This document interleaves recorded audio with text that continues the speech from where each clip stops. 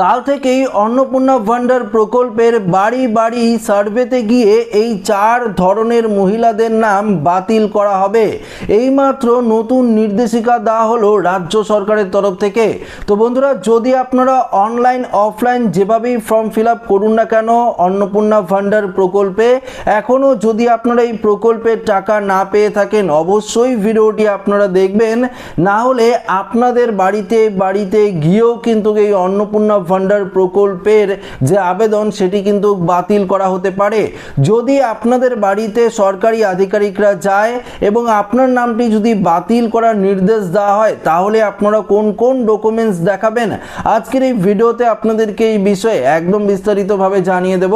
তো আশা রাখবো ভিডিওটিতে আপনারা প্রত্যেকেই প্রথম থেকেই শেষ পর্যন্ত সঙ্গে থাকবেন। দেখুন বন্ধুরা, প্রথমত একটি বিষয় আপনাদেরকে জানিয়ে দিই, এই অন্নপূর্ণা ভান্ডার প্রকল্পে প্রচুর পরিমাণে মহিলারা আপনারা ফর্ম ফিল আপ করে জমা দিয়েছেন। অনেকেই অনলাইন ফর্ম ফিল আপ করেছেন, অনেকেই আপনারা কিন্তু অফলাইনও ফর্ম ফিল আপ করে জমা দিয়েছেন। তবে বেশিরভাগ ক্ষেত্রে দেখা গিয়েছে যারা অফলাইন ফর্ম ফিল আপ করে জমা দিয়েছিলেন, কাগজপত্র নিয়ে আপনারা নির্দিষ্ট ব্লক অফিস থেকে শুরু করে নির্দিষ্ট অঞ্চল অফিস থেকে শুরু করে পৌরসভা অফিসে আপনারা তো ফর্ম জমা দিয়েছেন, সেই সমস্ত মহিলারা আবারও কিন্তু অনলাইনেও ফর্ম ফিল আপ কিন্তু করেছেন, কিন্তু এখনো পর্যন্ত এই প্রকল্পের টাকা আপনাদের ব্যাংক অ্যাকাউন্টে কিন্তু ঢোকেনি। তবে ইতিমধ্যেই রাজ্যের মুখ্যমন্ত্রী শুভেন্দু অধিকারীর তরফ থেকে জানিয়ে দেওয়া হয়েছে 1 জুলাই প্রত্যেকের ব্যাংক অ্যাকাউন্টে এই প্রকল্পের টাকা কিন্তু ঢুকতে শুরু করবে। অর্থাৎ 1 জুলাই আপনারা এই প্রকল্পের টাকা পাবেন। তবে যে সমস্ত মহিলারা যে আবেদন করেছেন সবাই যে এই প্রকল্পের টাকা পাবেন এমনটা নয়। এর জন্য রাজ্য সরকারের তরফ থেকে নতুন নির্দেশিকা দেওয়া হয়েছে।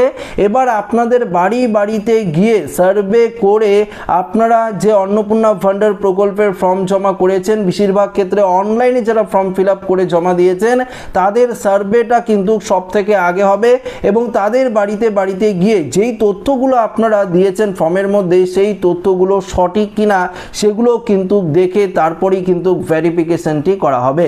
যদি আপনারা ফর্মের মধ্যে কোনো রকম ভুল তথ্য দেন, দেখুন আপনার যদি বিলাসবহুল বাড়ি থেকে থাকে বা আপনার যদি 2 তলা 3 তলা 4 তলা বিল্ডিং বাড়ি থেকে থাকে বা আপনার বাড়ির পরিবারের মধ্যে যদি 3টির বেশি পাকা বাড়ি থেকে থাকে, সেক্ষেত্রেও কিন্তু আপনাদের বাড়িতে যখন সার্ভে আসবে, যদি আপনারা ফর্মের মধ্যে দিয়ে থাকেন যে আপনার কোনো 3টির বেশি পাকা বাড়ি নেই, কিন্তু যখন সার্ভেতে আসবে আধিকারিকরা, বেশিরভাগ ক্ষেত্রে আমরা যে আপডেট পেয়েছি সেই আপডেট অনুযায়ী বলছি, কোনো রকম আশা কর্মী থেকে শুরু করে বা বুথ লেভেল অফিসাররা বা আশা কর্মী থেকে শুরু করে বুথ লেভেল অফিসাররা বা অঙ্গনওয়াড়ি যে কর্মী রয়েছে তারাই কিন্তু আপনাদের বাড়িতে এসে সার্ভে প্রসেসটা করে, যদি আপনারা সঠিক ইনফরমেশনগুলো দেন, আপনারা ফর্মে যেটা দিয়েছেন সেটা যদি এখানে এসে দেখে যে আপনি সঠিক ইনফরমেশন দিয়েছেন, সেক্ষেত্রে কিন্তু এই প্রকল্পের টাকা পেতে আপনাদের কোনো রকম অসুবিধা হবে না। তাছাড়া কিন্তু এই প্রকল্পের যে টাকা সেটা কিন্তু আপনারা 1 জুলাই পাবেন না এবং আপনার আবেদনটি কিন্তু বাতিল করে দেওয়া হবে।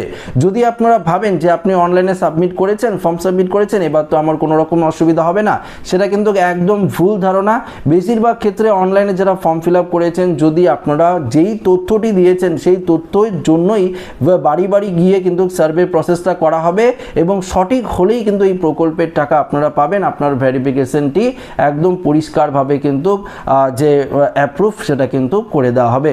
ইতিমধ্যেই এই নিয়ে নতুন নির্দেশিকাও কিন্তু দেওয়া হয়েছে রাজ্য সরকারের তরফ থেকে, কেননা দেখা গিয়েছে আগের সরকারের ক্ষেত্রে প্রচুর পরিমাণে লক্ষ্মীর ভান্ডার প্রকল্পের টাকা মহিলারা পেয়েছেন। যারা অযোগ্য, যারা পাওয়ার যোগ্য নয়, যারা দেখুন সরকারি যারা চাকরি করে, যারা ইনকাম ট্যাক্স ফাইল সাবমিট করে বা যাদের পরিবারে অনেক সদস্য রয়েছে যারা সরকারি চাকরি করে বা যাদের বিলাসবহুল বাড়ি রয়েছে, বিভিন্ন ধরনের অসুবিধা না থাকার কারণেও আপনারা এই প্রকল্পের টাকা কিন্তু পেয়েছেন, কিন্তু অন্নপূর্ণা ভান্ডার প্রকল্পে কিন্তু আপনারা এই টাকা পাবেন না, এমনটাই কিন্তু নতুন নির্দেশিকা দেওয়া হয়েছে। দেখুন আপনারা প্রায় সবাই যদি ফর্ম ফিল আপ করেন, অ্যাপ্রক্স 1.5 থেকে 2 কোটির কাছাকাছি ফর্ম ফিল আপ আপনারা করে ফেলেছেন। তার মধ্যে দেখবেন যে অর্ধেকের বেশি কিন্তু ফর্ম রিজেক্ট করে দেওয়া হবে, কেননা নতুন বাজেটে রাজ্য সরকারের তরফ থেকে পরিষ্কার ঘোষণা করা হয়েছে 36,000 কোটি টাকা এই অন্নপূর্ণা ভান্ডারের জন্য কিন্তু বরাদ্দ করা হয়েছে। তো সেই হিসাব অনুযায়ী গতকালকে আমি বলেছিলাম সেই হিসাব অনুযায়ী মাত্র 1 কোটি মহিলাই কিন্তু এই প্রকল্পের টাকা পেতে চলেছেন। বাকি যারা ফর্ম ফিল আপ করেছেন আপনারা কবে টাকা পাবেন, আপনারা যদি ভুল তথ্য দিয়ে থাকেন, যেটা আপনাদেরকে বললাম বাড়ি বাড়ি সার্ভে আসবে, সেক্ষেত্রে আপনার আবেদন বাতিল করে দেওয়া হবে। এবং বিশেষ করে যদি আপনারা ফর্মের মধ্যে কোনো রকম ভুল তথ্য দেন সেক্ষেত্রেও কিন্তু আপনার আবেদনটি বাতিল করে দেওয়া হবে এবং হয়তো আবারও যখন ফর্ম ফিল আপ শুরু হবে নতুন করে তখন আপনাদের ফর্ম ফিল আপ কিন্তু করতে হতে পারে। এবং এটাও রাজ্য সরকার জানিয়ে দিয়েছে যে আপনাদের প্রত্যেকের সিঙ্গেল ব্যাংক অ্যাকাউন্ট থাকতে হবে, ব্যাংক অ্যাকাউন্টের সঙ্গে আধার কার্ডের লিঙ্ক থাকতে হবে, পাশাপাশি ডিবিটি লিঙ্কের কথা তো আপনারা জানেনই প্রত্যেকের, এই সমস্ত লিঙ্ক কিন্তু আপনাদের থাকতে হবে আগে থেকে। তাহলেই কিন্তু আপনারা এই 1 জুলাই যে অ্যাকাউন্টে টাকা পাঠানো হবে রাজ্য সরকারের তরফ থেকে অন্নপূর্ণা ভান্ডারের, সেই টাকা কিন্তু আপনারা প্রত্যেকেই পাবেন, এমনটাই কিন্তু আমরা আপডেট পেয়েছি। তো বুঝতে পারলেন বন্ধুরা, এই যে বাড়ি বাড়ি সার্ভে সেটা কিন্তু খুব দ্রুতই শুরু হতে চলেছে এবং আপনারা যেই তথ্যগুলো দিয়েছেন ফর্মে, আবারও বলছি আপনারা ফর্মের মধ্যে যে তথ্যগুলো দিয়েছেন সেটা অফলাইন হোক অনলাইন হোক, সেই তথ্যগুলোই কিন্তু ভালো করে তারা ভেরিফিকেশন করবে এবং আপনার বাড়িতে এসে হয়তো আপনার পরিবারের বা আপনাদের প্রত্যেকের ভোটার কার্ড, আধার কার্ড, প্যান কার্ড রয়েছে কিনা এগুলো তথ্য কিন্তু তারা একবার ভেরিফিকেশন করে দেখতে পারে।